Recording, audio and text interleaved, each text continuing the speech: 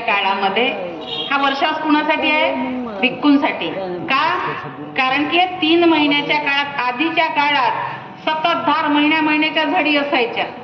आता सारखे रस्ते नव्हते, नाले नव्हते, आणि मग नद्या नाल्यांना येणारा पूर, रस्ते नाही, आणि भंते आता सारखे विहारामध्ये राहत नव्हते, आपापल्या कुट्या बांधून राहत नव्हते. ते संघारामांमध्ये संघच्या संघ राहायचे. 500, 1000, 400, 200, 300 असे एका ठिकाणी राहायचे. आणि मग हे एका जागी राहत नव्हते, यांना सतत फिरावं लागायचं. रोज सकाळ झाली की आपल्या विद्या संपल्या की चाल फिरत, आणि मग फिरत असताना दररोज फिरणं, पायी चालणं, पायात चपला राहत नव्हत्या त्या काळातल्या भिक्खूंच्या, आणि घरोघरी ते फिरून धम्म सांगत होते लोकांना.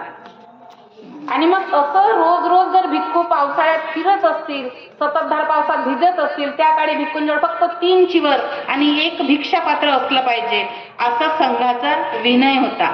भिक्खूंजवळ काय पाहिजे? त्यांच्या गरजेच्या वस्तू काय आहेत? 1 चिवर, भिक्षापात्र, 1 सुई, 1 धाग्याचं बंडल, 1 पाणी गाळण्याचा कापड, आणि मुंडन करण्यासाठी वस्त्रा म्हणजे ब्लेड.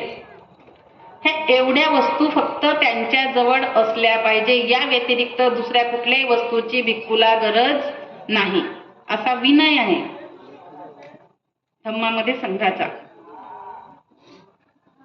आणि म्हणून मग 3च चिवर होते.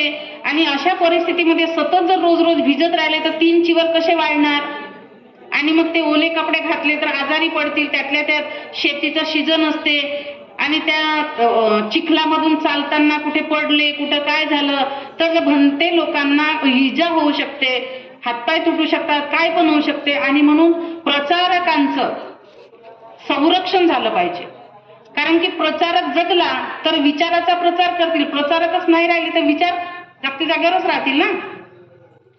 आणि म्हणून प्रचारकाचं संरक्षण आणि त्यांचं संगोपन करण्याच्या उद्देशाने भगवान बुद्धांनी वर्षवासाचं नियोजन केलं की 3 महिने या पावसाच्या काळात भिक्खूंनी एका ठिकाणी राहायचं, आणि जे लोक आजूबाजूला असतील त्यांना धम्म सांगायचा. हा नियम होता. आणि म्हणून तो वर्षावास 3 महिने भिक्खूंसाठी लावला होता. मग आज आपण काय करतो? तर आपल्यापर्यंत जे काही आलं, ताईने म्हटल्याप्रमाणे 3 महिने वंदना करायची, नंतर काहीच नाही करायचं का? 3 महिने वंदना करायची, नंतर नाही करायचं. नंतर मग 3 महिने काय 1 टाइम जेवायचं, नंतर 4 टाइम जेवायचं नाही. तर याला वर्षावास म्हणत नाही. वर्षावास म्हणजे धम्माचा अभ्यास, हे लक्षात घ्या. आपण जो करतो वर्षावास म्हणजे धम्माचा अभ्यास करण्याचं काळ. म्हणून त्या काळात धम्माचा अभ्यास करावा. वंदनेला येतो आलं पाहिजे, फक्त 3च महिने नाही, 12 महिने आलं पाहिजे, आहे की नाही? तर परिस्थिती जे आहे ते आहे, काही करू शकत नाही. किती पोटतिटकीनं सांगण्याचा प्रयत्न केला तरी काय म्हणतात, पालथ्या गड्यावरून पाणी असेल तर तो काही थांबणार आहे का? पालथा गडा असल्यावर नाही. घडा जर सरळ असेल तर पाणी थांबून राहील, साचेल. तर तुमचा घडा सरळ ठेवा ना, साचू द्या ना थोडं. पालथा कशाला ठेवता?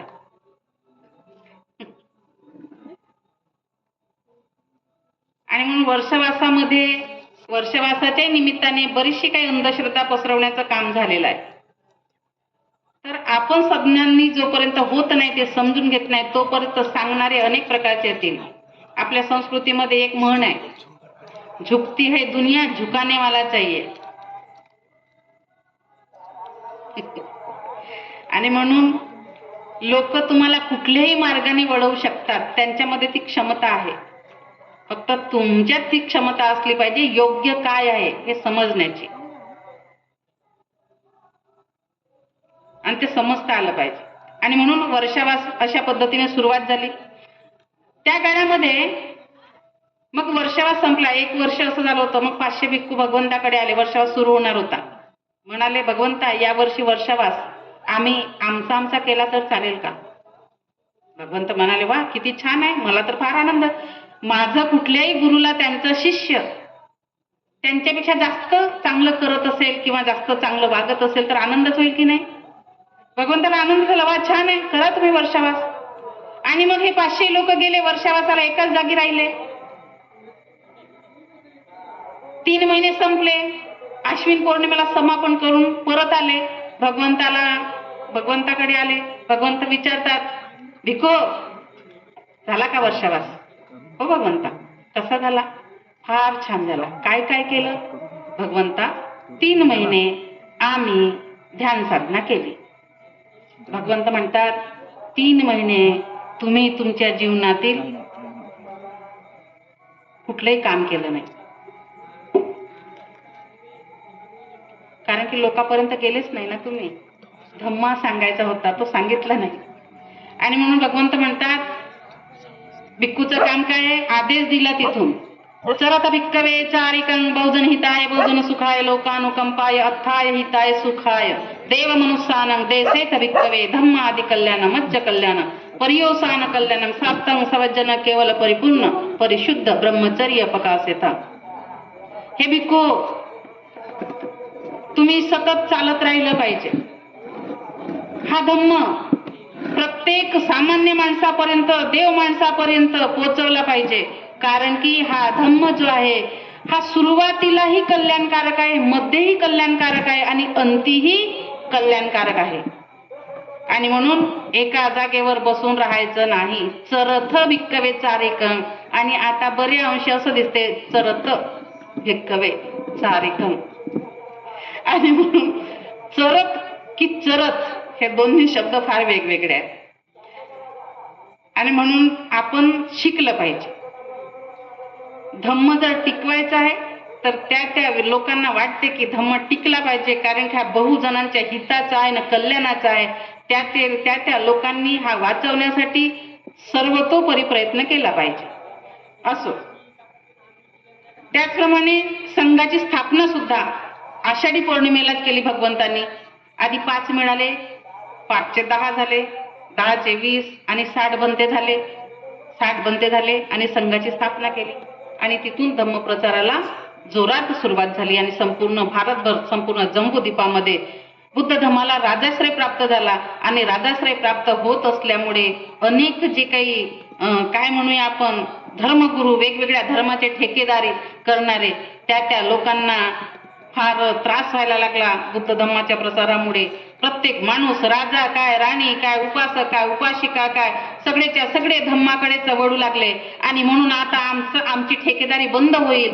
आणि म्हणून मग पुष्यमित्र शुंगाच्या काळामध्ये भिक्खूच्या कत्तलीची सुरुवात झाली. आणि या भारतामधून पूर्णपणे धम्म लोप पावला.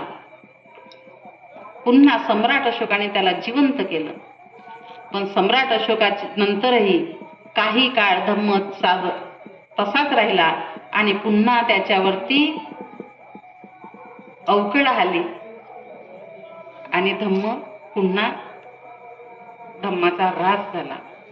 आणि म्हणून बाबासाहेब क्रांती आणि प्रतिक्रांती नावाच्या ग्रंथात सांगतात की हे क्रांती म्हणजे बुद्ध धम्म आणि प्रतिक्रांती म्हणजे ब्राह्मणवाद,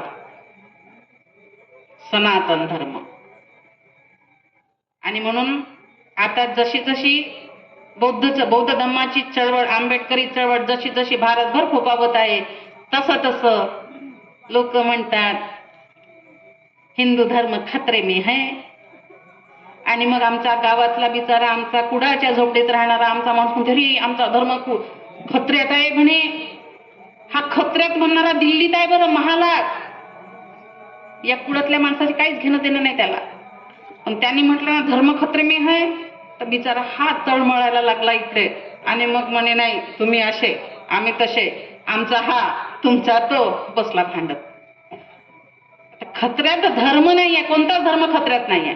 कारण बाबासाहेबांनी भारतीय संविधानामध्ये तसं नियोजन करून ठेवलेलं आहे की प्रत्येक धर्माला प्रत्येक धर्मीयांनी आपापल्या धर्माच्या नियमाप्रमाणे वागायचं आहे. त्याचा प्रचार प्रसार त्यांना करण्याची मुभा आहे. त्यांच्या पूजा आरती जे जे काही पद्धती असतील त्या करण्याचा पूर्णपणे अधिकार दिलेला आहे. आणि ज्या दिवशी जे लोक म्हणतात की संविधान संपवू, जर संविधान संपवणाऱ्याच्या बाजूने जर कुणी असेल, कुणीही XYZ, तो कुठल्या धर्माचा, तो बुद्ध असू द्या, हिंदू असू द्या, ख्रिश्चन असू द्या, जैन असू द्या, कोणताही धर्माचा माणूस हे संविधान संपवणाऱ्याच्या बाजूनी जर कार्यरत असेल ना, तर त्याला म्हणावं बाबा तो खतऱ्यात नाहीये, पण तुझा धर्म मात्र खतऱ्यात आहे. कारण की संविधान संपलं की तुला तो जो म्हणेल ना तेच करावं लागेल.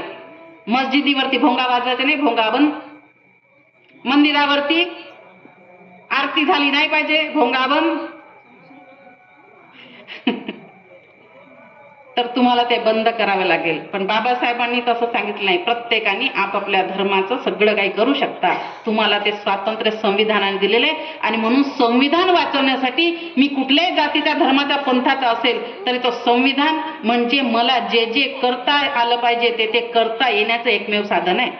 पण ते कळतच नाही लोकांना. बिचारे बसले धर्म खतरे में है म्हणे तर बोंबला, धर्माच्या नावाने बोंबलत बसा.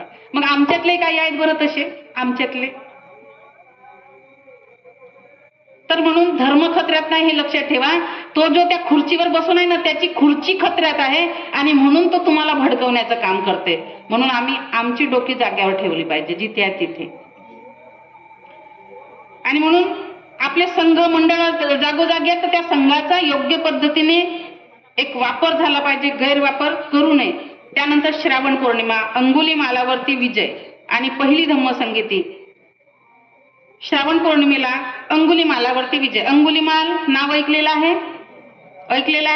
मला वाटते आम्ही लहानपणापासून कुठल्या ना कुठल्या पुस्तकामध्ये वाचत आलेलो अंगुलीमालाच्या कथा. तर कुठल्या लेखकाने कसं लिहिलं असेल, कुठल्या लेखकाने कसं लिहिलं असेल, पण अंगुलीमाल ह्याचं खरं नाव होतं अहिंसक. हा अहिंसक नावाचा अतिशय हुशार, सुंदर, देखणा आणि प्रामाणिक, आज्ञाधारक मुलगा, गुणी मुलगा होता. आपल्या आई वडिलाला एकुलता एक. त्याला एका आश्रमामध्ये त्या काळच्या पद्धतीनुसार शिकायला पाठवलं.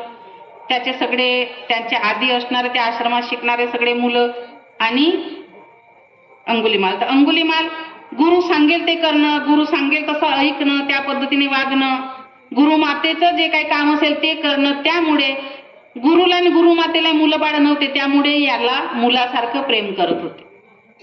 पण हे त्या मित्रांना आवडलं नाही. म्हणून मित्र कसा असला पाहिजे हे लक्षात घेतलं पाहिजे. पोरापोरींनी मित्र चांगले तपासून घेतले पाहिजे. आणि कसाही मित्र केला तर मग काय खरं नाही.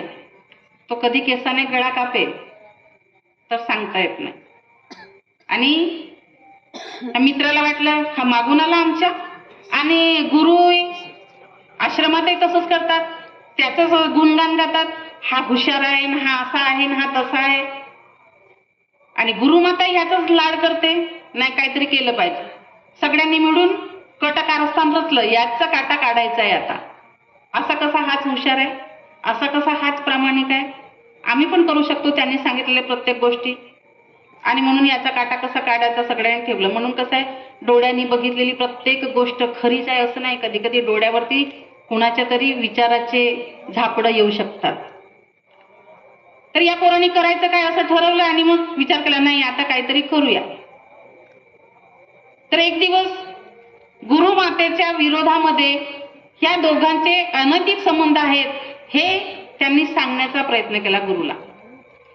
मग आता गुरु म्हणते अरे तो आमच्या मुलासारखा आहे, मुलासारखं प्रेम आहे त्यांच्यामध्ये, मायलेकासारखं. ते म्हणतात गुरुजी तसं नाही बरं, तुम्ही चुकीचा विचार करता. बघा म्हणे आता तुम्हाला दाखवतो प्रत्यक्षात. आणि एक दिवस ती गुरुमाता सगळं काही झालं, त्या पोराला आंघोळ झाली, टावेल घेतला, त्याचं अंग पुसून देत आहे, त्याचे केस पुसून देत आहे. पहा म्हणे गुरुजी, बघा म्हणे गुरुमाता काय करत आहेत. आता त्याचं डोकं चक्रावत होतं ना, आणि म्हणून त्याचा विचार बदलला बायकोच्या प्रती. मग एक झालं.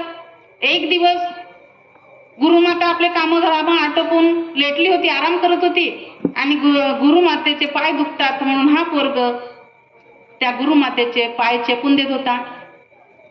दुरून दाखवलं त्यांच्या मित्रांनी, गुरुजी या या बघा बघा काय करत आहे बघा, तुम्ही म्हणता ना असं नाही, बघा बरं. आणि गुरुमातेचे पाय हा अहिंसक चेपत आहे हे त्यांनी पाहिलं. संशयाचं भूत त्याच्या डोक्यावर नाचायला लागलं आणि त्याने ठरवलं की या पोराला आता बाहेर काढायचं. दुसऱ्या दिवशी लगेच म्हणते, अहिंसका तुझं शिक्षण इथून पूर्ण झालेलं आहे, चल तू चालता हो आता. तो म्हटला, गुरुजी मी ह्या सगळ्यांच्या मागून आलो ना, मग ह्यांचं नाही झालं माझं कसं काय झालं? नाही नाही म्हणे, झालं तुझं शिक्षण पूर्ण झालं म्हणे, तू आता जाऊ शकतोस. बरं ठीक आहे, तर तुम्ही आदेश दिला तर जातो, पण मग तुम्हाला गुरुदक्षिणा काय द्यायची? म्हटले, मला गुरुदक्षिणा तुला द्यायचीच असेल ना तर माणसाच्या अंगठ्याची माळ करून आण माझ्यासाठी. आणि म्हणून गुरु कुणाला करावं हेही समजलं पाहिजे, आहे की नाही? नाही तर कसाही व्यक्ती गुरु केला की मग हे अशी फजिती होते आणि मग हा अहिंसक नावाचा पोरग हिंसा करायला. कारण कोणताही माणूस असा अंगठी कापून देईल का आपली स्वतःहून? घे बाबा तुला माळ बनवायची आहे तर. आणि म्हणून त्या अंगठ्या जमा करायसाठी यांनी माणसं मारणं सुरू केलं आणि त्या श्रावस्तीच्या गुफेमध्ये दडून राहायचा आणि येणाऱ्या माणसाला मारायचा आणि त्याच्या अंगठ्या जमा करायचा. कितीतरी माणसं मारली असेल, कितीतरी, पण आपल्याला पुस्तकात लिहिलं गेलेलं किती? 999 माणसं. आता कोण बसला होता तिथे मोजत? 1 2 3. म्हणून वाचकाने पुस्तकात काय लिहिलं आहे त्यापेक्षा थोडीशी आपली तार्किक शक्तीपणाला लावता आली पाहिजे. आता म्हणे 40 माणसांना तो एकटा मारू शकत होता, एवढी शक्ती त्याच्यामध्ये झाली होती. 1 योजन पर्यंत तो असा धावून क्षणात मध्ये तेवढं अंतर पूर्ण करू शकत होता, एवढा वेग त्याला आला होता. असा अहिंसक होता. धावंती योजन पथ अंगुलिमालवंतं म्हणतो की नाही आपण जयमंगल अष्टगाथेमध्ये, ते 1 योजन पर्यंत असा धावत होता एका क्षणार्धामध्ये, विजेसारखा. एवढं वेग आणि एवढी शक्ती त्याच्यामध्ये निर्माण झाली होती. आणि मग त्याला कोणीतरी त्याच्यातून आलेल्या माणसाला ठेवत नव्हता. ग्रुपचे ग्रुप येत होते तर कापून काढत होता. तर तो पाहणारा कोण असेल? बसून किती झाले तो मोजलं नाही का? आणि कुणीतरी म्हणेल मग की नाही, मग ते अंगठ्याची माळ होती ना त्याच्यावरून समजलं. पण माणसाची अंगठी कुजत जाते, पडत जाते, तर ती किती त्याच्या गळ्यात जमा असतील तर कोणी पाहिल्या? आहे की नाही? कुजते की नाही? शरीराचे प्रत्येक अवयव कुजतो की नाही कालांतराने? पण भगवंत नगरीमध्ये आले, राजाने सांगितलं, महाराज भगवंता अशा अशा प्रकारचा एक डाकू दरोडेखोर इथे राहतो आणि संपूर्ण नगरी भयभीत आहे. एका वेळी 40 माणसं गेले तरी एका क्षणार्धात कापून काढतो, असा तो बलाढ्य माणूस झालेला आहे. आणि म्हणून आम्हाला नगरीच्या बाहेर जाण्याची भीती, अशा पद्धतीने नगरी भयभीत झालेली आहे भगवंता.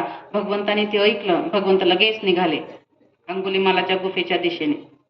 नगरीतील सगळे लोक राजा अडवत आहेत त्यांना, भगवंता तुम्ही जायचं नाही बरं, तू 40 माणसांना कापून काढतो.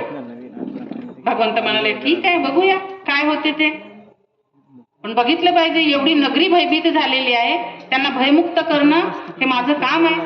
आणि म्हणून भगवंत चालले त्या दिशेने आणि भगवंत गुफेजवळ गेले. अंगुलिमाल दुरूनच बघत आहे.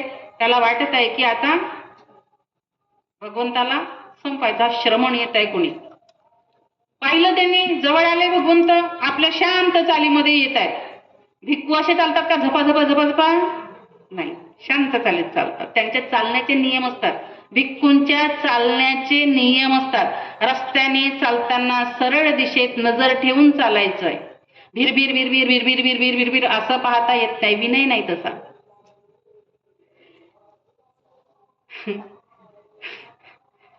आणि म्हणून कसं आहे, भंतेंना ओळखण्यासाठी आपल्याला आधी सगळे विनय वाचावे लागतील, म्हणजे मग आपण ओळखू शकतो.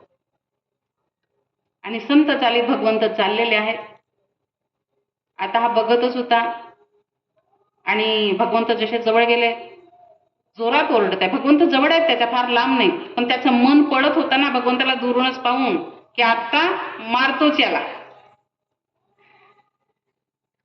आणि भगवंत जवळ गेले, म्हटलं, ए मुंडका, कुठं पळत आहे, थांब. भगवंत म्हणाले, अरे मी पडत नाही, बहुतेक तूच पडत आहेस. बघ स्वतःकडे, किती घामाघूम झालेला आहे, तुला धाप लागलेली आहे, दम यायला लागलेला आहे, किती दम टाकत आहेस तू. अरे काय वेळ जाऊनस का, मी तर एका जागा राहू ना, मला पडतो म्हणते. तू बघ स्वतःकडे, बघ, तू खरंच पाहत आहे, त्याला दम लागलेला आहे, तो धापा टाकत आहे, घामाघूम झालेला आहे, घामाच्या धारा वाहत आहेत. त्याला वाटलं काय चमत्कार झाला, मी तर एका जागेवर आहे आणि ह्यांनी म्हटलं तसं माझं होत आहे. भगवंत म्हणतात, तुला मला मारायचं आहे ना, तू मारू शकतोस, पण बघ, तू माणसं मारलीस, किती माणसं मारलीस, गणती आहे का, नाही. कशासाठी मारलीस, अंगठ्यांसाठी. बरं, त्या अंगठ्या आहेत का आता तुझ्या माळेत, बघ बरं किती आहेत. मग आहेत त्या कितपत चांगल्या आहेत, म्हणजे तू काय केलं, विनाकारण निरपराध माणसांचा बळी घेतलास. तरी सुद्धा तुझ्यातला संत पुरुष अजूनही जिवंत आहे. तुझ्यात दडलेला एक संत पुरुष आहे, तो जिवंत आहे. आणि म्हणून हे अशा प्रकारचे तू ज्या जीवांना मारलंस ते तू जिवंत करू शकत नाहीस, तर तुला कुणाला मारण्याचा काय अधिकार आहे. आणि म्हणून तुझ्यातला जो संत पुरुष आहे, त्या संत पुरुषाला आता जागा कर आणि भानावर ये आणि हे सगळं सोडून दे. तो म्हणाला, लोक माझ्याजवळ येत नाहीत, माझ्याशी कधी कोणी बोललं नाही, आणि हा माणूस माझ्याजवळ येऊन मला जे जे बोलत आहे ते सत्य आहे, हा कोणीतरी थोर व्यक्ती आहे, आणि ह्यांनी म्हटलं की मी संत आहे. एवढे लोक मारलो ना मी संत कसा काय होऊ शकतो. संत म्हणजे काय, संत म्हणजे काहीतरी अंगावरती कपडे धारण करून टाळ टिपड्या वाजवत फिरते, त्याला संत म्हणत नाही. संत त्याला म्हणतात ज्याचे 5 इंद्रिय शांत झालेले आहेत. शांत, त्याच्या डोळ्यात कुठलीच भूक नाही, त्याच्या जिभेला कुठलीच चव नाही, त्याच्या कानाला कुठल्याही स्वराचा प्रॉब्लेम नाही, सगळे स्वर त्याला छान वाटतात. असे 5 इंद्रिय ज्याचे शांत झालेले आहेत, कामवासना, कामतृष्णा, भवतृष्णा, विभयतृष्णेतून जो मुक्त आहे, त्याला म्हणतात संत. पण आम्ही भलत्यांना संत बनवत चाललो. आता भारतामध्ये एक परंपरा चाललेली आहे, कोणी आला की संत, पाठी लावलेले बोर्ड वाचतो आम्ही, फलाना संत, ठिकाणा संत, चालू आहे, बना संत, रोज बना, आपल्याला काय करायचं आहे. आणि म्हणून संताची संकल्पना काय आहे ते समजली पाहिजे जनतेला, आम माणसाला. आणि भगवंताने सांगितलं तू संत आहेस. तो बदलला, स्वतःला विचार केला आणि त्यांनी आपली हातातली तलवार टाकून दिली. भगवंत म्हणाले, तो म्हणाला, भगवंता मग मी आता पुढे काय करायचं. भगवंत म्हणाले, तू विचार कर, तू माझ्यासोबत येऊ शकतोस, मी तुमच्यासोबत येऊ शकतो. हो, तू माझ्यासोबत येऊन तू धम्माचा प्रचार प्रसार करू शकतोस, तू भिक्खू होऊ शकतोस, तू संत पदाला प्राप्त होऊ शकतोस. तो तयार झाला. अंगुलीमाल अंगठा कापत होता ना, म्हणून अंगुलीमाल. तयार झाल्यानंतर भगवंतांनी त्याचे केशवपन केले, हातात दीक्षापात्र दिला, चिवर दिला आणि नगरीमध्ये निघाले. सगळी नगरी एका जागी जमा होऊन आहे की बुद्ध येतील वापस की नाही, बुद्धाचं काय करेल हा अंगुलीमाल. सगळे भीतीने भगवंताची वाट पाहत आहे. भगवंत गेले. आता भगवंत एकटे नव्हते, त्यांच्यासोबत एक कोणी भिक्खू पण होता. राजा विचारायला लागला, भगवंता काय झालं, अंगुलीमाल भेटला का, त्याने तुम्हाला काही केलं तर नाही ना, तुम्हाला काही लागलं तर नाही ना. भगवंत म्हणाले, महाराज शांत व्हा, अहो मला काहीच झालेलं नाही, बघा मी तुमच्या समोर धड धाकट आहे. मग अंगुलीमाल भेटला नाही का, भेटला ना अंगुलीमाल, मग कुठे आहे तो. भगवंत म्हणाले, समजा अंगुलीमाल तुमच्या समोर आता आला तर तुम्ही काय कराल. कोणी म्हणाले आम्ही दगडाने मारू, कोणी म्हणाले आम्ही काठ्याने मारू, कोणी म्हणाले आम्ही याला जिवंत जाळून टाकू. अरे बापरे. भगवंत म्हणाले, बरं, पण समजा अंगुलीमाल भिक्खू झाला असेल तर. राजा म्हणाला, भगवंता जर असं झालं असेल, अंगुलीमाल जर भिक्खू झाला असेल तर आजीवन मी त्याची सेवा करेल, त्याला चिवर देईल, त्याला औषध देईल, त्याला राहण्याचे जागा तयार करून देईल, सगळं करेल त्याच्यासाठी. पण असं शक्य नाही भगवंता. भगवंत म्हणाले, महाराज हे जे माझ्यासोबत आहेत ना भिक्खू, ते अंगुलीमाल आहेत. आणि हा अंगुलिमाल काही दिवसातच अनंतपदाला गेला. बघा किती सोपं आहे. धम्माचं आचरण कठीण जेवढं आहे तेवढं सोपं पण आहे. आता अंगुलिमालासारखा माणूस ज्याने हजारो माणसं कापली, तुम्ही कोणी कापले का? असे कापले का? नाही. आम्ही एकही कापला नाही आतापर्यंत, पण तरी आम्ही धम्माचं आचरण करू शकत नाही. अंगुलिमालाने हजारो माणसं कापली तरी तो अनंत पदाला प्राप्त होऊ शकला. कारण ज्या दिवसापासून तो धम्मात गेला, आधी काय केलं हे महत्वाचं नाही, पण समजल्यानंतर काय करणार हे फार महत्वाचं आहे. वाट चुकली ना, चुकली, माणसाचा गुणधर्म आहे तो, चुकू शकते वाट, कुठल्याही माणसाची वाट चुकू शकते. पण वाट चुकली हे माहीत झाल्यावर पुन्हा त्याच वाटेने चालत असेल तर तो माणूस आहे का? अजिबात नाही. आणि म्हणून वाट चुकली हे माहीत झाल्यानंतर वाट कशी बदलायची हे बघितलं पाहिजे. पण लोक चुकलेली वाट आहे हे माहीत झाल्यावर पुन्हा त्याच वाटेवर जातात. तर मग जा, कोण येणार आहे तुमचं भलं करायला, नाही का? पण अंगुलिमालाने ज्या दिवसापासून अंगावरती चिवर परिधान केलं त्या दिवसानंतर एवढं धम्माचं पालन केलं, तंतोतंत बारीक सारीक गोष्टीवर त्यांनी धम्माचं आचरण केलं. आणि अनंत पदाला एक गर्भवती माता, बघा तिची डिलेव्हरी तिची होत नव्हती, ती वेदनेने व्याकुळ होऊन गेलेली आहे, त्रासून गेलेली आहे, म्हणजे तिच्यामध्ये जीव राहिलेला नाही बाळाला जन्म देण्याचा, एवढी तिला वेदना आणि एवढा त्रास. अशा अवस्थेत तिला तडपता पाहिलं चारिकेला जात असणारा अंगुलिमाल, आणि तिची ती तडप त्याला सहन झाली नाही. बघा, माणसं मारलेला माणूस, पण त्या महिलेची वेदना त्याला पाहून झाली नाही आणि तिथेच उभा राहिला चालताना. आणि तिथून म्हटला की मी ज्या दिवसापासून या धम्माच्या वाटेवरती आलो त्या दिवसापासून जर का माझ्या हातून कुठलंही पापकर्म झालं नसेल तर ह्या माऊलीला या वेदनेतून ताबडतोब मुक्तता मिळेल. आणि क्षणात त्या माऊलीची डिलिव्हरी झाली. यात चमत्कार नाही आहे, हे तुम्ही पण करू शकता, पण त्यासाठी पुण्याचा संचय करावा लागेल. फक्त गाथा म्हटल्याने होणार नाही. सब्ब पापस्स करणं कुशलस्स उपसंपदा सचित्त पर्योदपनं एतं बुद्धान शासनं. गाथा तर 3 वेळा म्हणतात. लग्नातही गाथा, मरणातही गाथा, तोरणातही गाथा, हिथं गाथा, तिथं गाथा, आचरण काहीच नाही. मरणाच्या वेळेला भारतीय बौद्ध महासभेच्या पुस्तकानुसार ज्या संस्कार समितीने ते नियोजित केलेले आहे, मरणाच्या वेळेला इथून प्रेत उचलताना फक्त पंचशील म्हणायचे, फक्त पंचशील. इथे पंचशील म्हटलं की तिथे अंतिम संस्कार करताना, चिता जाळताना तिथे शरणंतय म्हणायचंय. नथ्थि मे शरणंगय्यं बुद्धो मे शरणं वरंग येतेन सच्चवज्जेन हो तुम्ही धम्मो मे संगो मे. बुद्ध धम्म संघाशिवाय माझं कुठलंही शरणस्थान नाही. मी कुणाच्या पुढे वाकणार नाही, झुकणार नाही, नतमस्तक होणार नाही. या सत्य वचनाने माझं कल्याण हो. या जगाच्या पाठीवर कुठलाही देव नाही, ईश्वर नाही, आणि म्हणून मी कुठलाच्याही पुढे नतमस्तक होणार नाही. या सत्य वचनाने माझं कल्याण हो असं म्हणायचं असते. पण आपल्याला सवय पडली, पंचशील झालं की नक्की मिसळणं नाही आणि मग सब्ब पापस्स करणं. पण रोज म्हणून एकही पुण्याचा संचय होत नसेल, तुम्ही कुणाच्यासाठी असं करू शकणार आहात का? काहीच फायदा नाही. आणि म्हणून म्हटल्याने होणार नाही ना. धम्म म्हणजे आचरण. पुस्तकाचं वाचन म्हणजे धम्म नाही, वंदना म्हणणे म्हणजे धम्म नाही, उपोषण करणे म्हणजे धम्म नाही. आचरण करा, आचरण त्या गोष्टीचं. बुद्ध कसे काटेकोरपणे पालन करत होते. बघा, एक प्रसंग सांगते तुम्हाला. एवढे काटेकोरपणे पालन करणारा व्यक्ती कुठलाही संत महंत मला नाही वाटत असेल बुद्धासारखा, म्हणून 1 नंबरवर बुद्ध आहे. एक दिवस एकदा एक म्हातारी आपल्या नातवाला घेऊन भगवंताकडे आली. भगवंताचं भोजन झालेलं आहे, बसलेले आहेत ते आरामात. ती म्हातारी आली भगवंताकडे, म्हणते भगवंता माझा नातू फार आजारी आहे, बघा बरं याला काय औषध पाणी द्या. भगवंत म्हणतात माई तुम्ही उद्या या.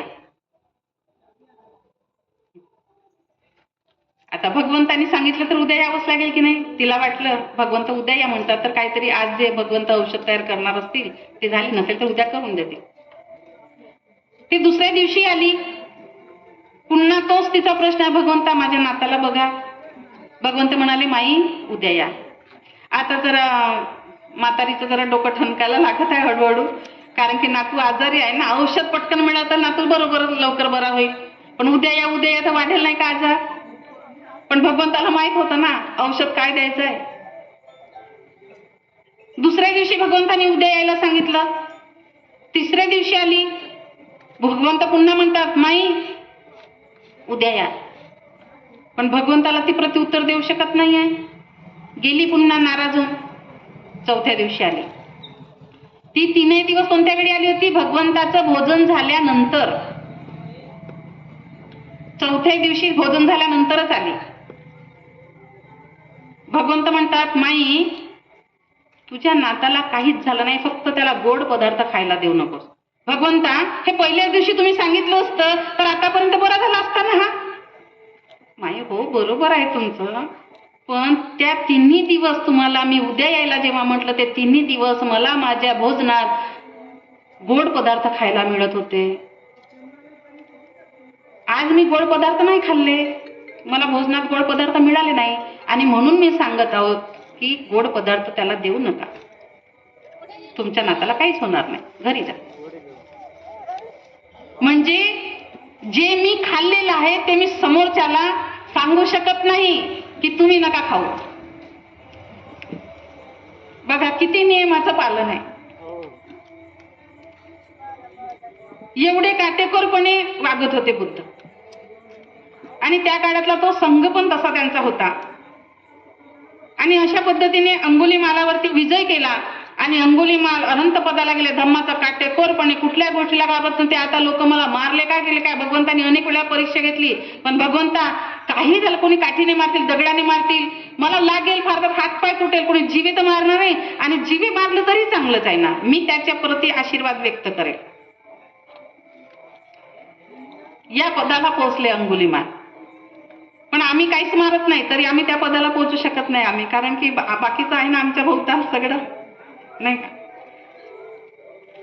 त्यानंतर भाद्रपद पौर्णिमा ही वर्षावासाच्या काळात येते. अश्विन पौर्णिमा ही वर्षावासाचं समापन होते. कार्तिक पौर्णिमेला कश्यप बंधूची धम्मदीक्षा, मुस्लिम नागराजावर विजय आणि संघ सेनापती सारीपुत्ताचे परिनिर्वाण. कश्यप हे 3 बंधू होते. त्या 3 भावांनी पाडीपाडीने एकमेकाचं पाहून पाहून त्यांनी संन्यास, त्या काळामध्ये जी काही प्रथा होती, अर्ध आयुष्य जगायचं आणि मग अर्धवय झालं की संन्यास धारण करायचा, असे 3 भाऊ संन्यास धारण करतात. ते जठाधारी होते, अग्निपूजक होते, त्यामुळे त्यांनी आपापले आश्रम उघडले, ते राहायला लागले, आणि त्या पद्धतीने ते पूजा अर्चा करत असतील, काय करत असतील. मग एक कसं आहे, कुणीतरी असं काय करते म्हटलं की त्यांचे पूजक लोक तयार होतातच. तशा पद्धतीने मोठ्या भावाला 500, मधल्याला 300, लहानाला 200 असे शिष्य मिळाले, आणि त्या पद्धतीने त्यांचे आश्रम चालू झाले. तिकडच्या पूर्ण परिसरामध्ये या 3 भावाचं सगळीकडे चर्चा चालायची.